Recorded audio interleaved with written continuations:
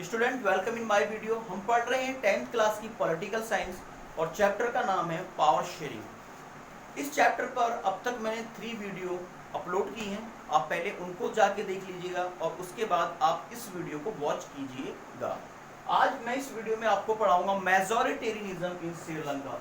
श्रीलंका के अंदर बहुसंख्यवाद, किस तरह से श्रीलंका ने अपने अंदर पावर शेयरिंग की और उसके बाद श्रीलंका के अंदर किस तरह के रिजल्ट आए। तो चलिए शुरू करते हैं।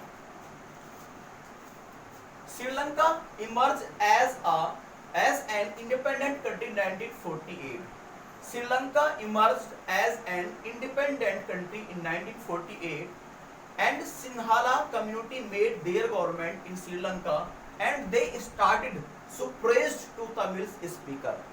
श्रीलंका जो कंट्री है वो 1948 में इंडिपेंडेंट नेशन बना और उसके बाद वहां पर सिन्हाला कम्युनिटी ने अपनी गवर्नमेंट एस्टैब्लिश की और सिन्हाला कम्युनिटी ने अपनी गवर्नमेंट बनाने के बाद वहां के जितने भी तमिल लोग थे उनको सुप्रेस्ड करना शुरू कर दिया और सिन्हाला कम्युनिटी की जो गवर्नमेंट थी उसने संविधान में 1956 में एक एक्ट बनाया और उस एक्ट में उन्होंने सिन्हाला लैंग्वेज को श्रीलंका की ऑफिशियल लैंग्वेज बना दिया।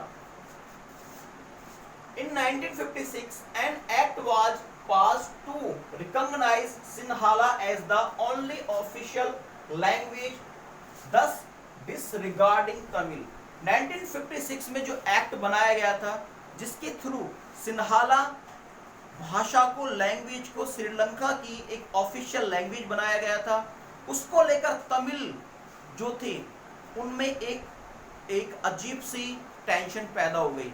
उनको अपना इंसल्ट फील हुआ। क्यों? क्योंकि श्रीलंका के अंदर जो दूसरी लार्ज कम्युनिटी थी सिन्हाला कम्युनिटी के बाद वो तमिल ही थी और तमिल लोग तमिल लैंग्वेज स्पीक करते थे, तो इसलिए उनके अकॉर्डिंग श्रीलंका की 2 लैंग्वेज होनी चाहिए थी, 2 ऑफिशियल लैंग्वेज होनी चाहिए थी, पहली सिन्हाला और दूसरी तमिल। लेकिन श्रीलंका की गवर्नमेंट ने एक ही लैंग्वेज को श्रीलंका की ऑफिशियल लैंग्वेज बनाया और वो थी सिन्हाला। तो इस तरह से जो सिन्हाला कम्युनिटी के लोग हैं उन्होंने आजादी के बाद श्रीलंका में अपनी गवर्नमेंट बनाई और कंप्लीटली संविधान में चेंज करके तमिल स्पीकर्स का सुप्रेस्ड करना शुरू कर दिया, उनके ऊपर अत्याचार करने शुरू कर दिए, उनको कंप्लीटली इग्नोर करना शुरू कर दिया। अब इससे क्या हुआ? इससे ये हुआ कि तमिल और सिन्हाला कम्युनिटी के लोगों के बीच में कॉन्फ्लिक्ट शुरू हो गया, उनके बीच में टेंशन बढ़ती चली गई। अब जब श्रीलंका की जो ऑफिशियल लैंग्वेज 1956 में सिन्हाला को बना दिया गया था, उसके बाद गवर्नमेंट जॉब में सिन्हाला कम्युनिटी के पीपल जो सिन्हाला लैंग्वेज स्पीक करते हैं उनको ही ज़्यादा अपॉर्चुनिटी मिलने लगी और जो तमिल स्पीकर्स थे उनको किसी भी तरह की अपॉर्चुनिटी नहीं मिलती थी।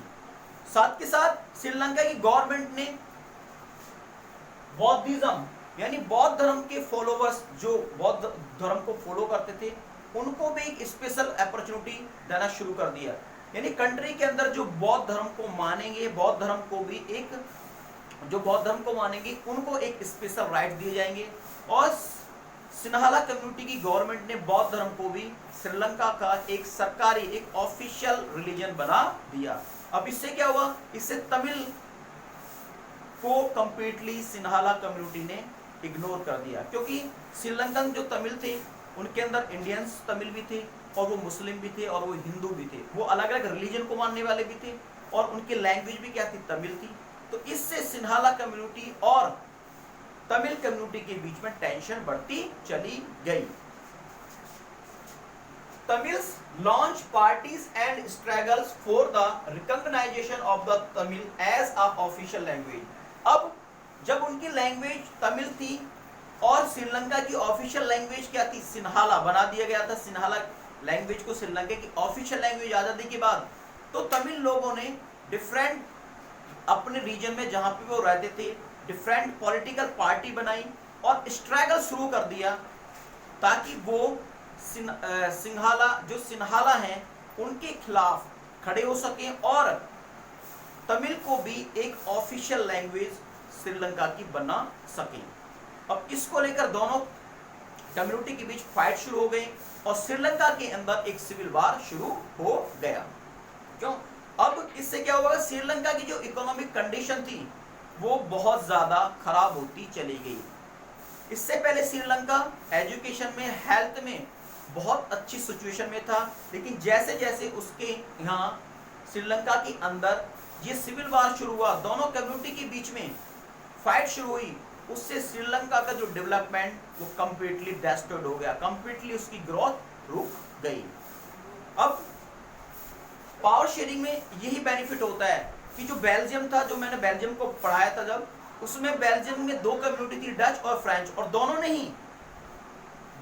ने ही पावर में शेयरिंग की थी, जिसकी वजह से उनकी भी जो टेंशन थी वो कम हो गई थी। लेकिन यहाँ श्रीलंका ने दोनों कम्युनिटी के लोगों को पावर में शेयरिंग नहीं दी, उसने एक ही कम्युनिटी के लोगों को, सिन्हाला कम्युनिटी के लोगों को पावर में शेयरिंग दी, पावर में रखा, जिसकी वजह से तमिल को सुप्रेस्ड किया गया और तमिल ने अपनी राइट्स के लिए वहां पर स्ट्रगल शुरू कर दिया और दोनों कम्युनिटी के बीच फाइट शुरू हुई और श्रीलंका के अंदर एक सिविल वार स्टार्ट शुरू हो गया। अब मैप के जरिए मैं समझाता हूं कि जो नॉर्थ ईस्ट पार्ट है, जो नॉर्थ ईस्ट पार्ट है श्रीलंका का, उसमें सारे श्रीलंकन तमिल लोग रहते हैं और यहाँ पर उन्होंने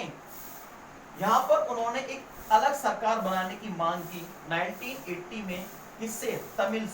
किससे? सिन्हाला कम्युनिटी के लोगों से। लेकिन सिन्हाला कम्युनिटी ने इसको कंप्लीटली डिनाई कर दिया और जितने भी ये जो मैंने बनाए हैं, ये जो पार्ट है, ये वाला पार्ट, इसमें आपके इंडियन तमिल लोग रहते थे इस पार्ट में, और ये डॉट डॉट जो हैं इनमें आपके मुस्लिम्स लोग श्रीलंका के अंदर रहते थे।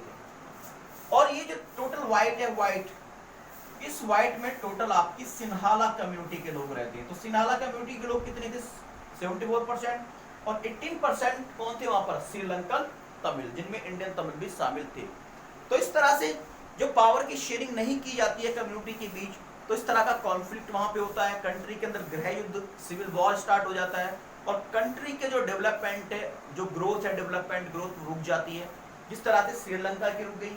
तो आप, आई होप ये टॉपिक आपको अच्छी तरह से समझ में आ गया होगा। एक बार मैं इसको फिर से रिवाइज कर देता हूँ कि 1948 में श्रीलंका एक इंडिपेंडेंट नेशन बना, उसके बाद सिन्हाला कम्युनिटी की वहां पे गवर्नमेंट बनी, तमिल को इस सरकार में शामिल नहीं किया गया और 1956 में एक एक्ट बनाया गया। उस एक्ट में ऑफिशियल लैंग्वेज को सिन्हाला को ऑफिशियल लैंग्वेज बनाया गया और तमिल को ऑफिशियल लैंग्वेज का दर्जा नहीं दिया गया। इससे तमिल और सिन्हाला कम्युनिटी के बीच फाइट शुरू हो गई। जो गवर्नमेंट जॉब में सिन्हाला कम्युनिटी के लोगों को ज्यादा अपॉर्चुनिटी मिलती थी, जो सिन्हाला भाषा बोलते थे, साथ के साथ जो बौद्धिस्ट थे उनको ज्यादा प्रोटेक्ट किया गया, जो नॉन बौद्धिस्ट थे उनको सारे राइट्स उनसे छीन लिए गए। इसलिए श्रीलंका के अंदर सिविल वार शुरू हुआ और तमिल और सिन्हाला कम्युनिटी में जमकर फाइट हुई और श्रीलंका की जो कंडीशन थी वो डिस्ट्रॉयड हो गई। इसलिए पावर का शेयरिंग होना बहुत ज्यादा जरूरी होता है ताकि हम अपनी कंट्री के अंदर क्या कर सकें, शांति कायम कर सकें। तो इस टॉपिक को आप अच्छी तरह से समझिएगा और डेफिनेटली ये टॉपिक आपको समझ में आ गया होगा। एक बार फिर से इसको वॉच कीजिएगा और मैं आपसे मिलता हूँ नेक्स्ट वीडियो में।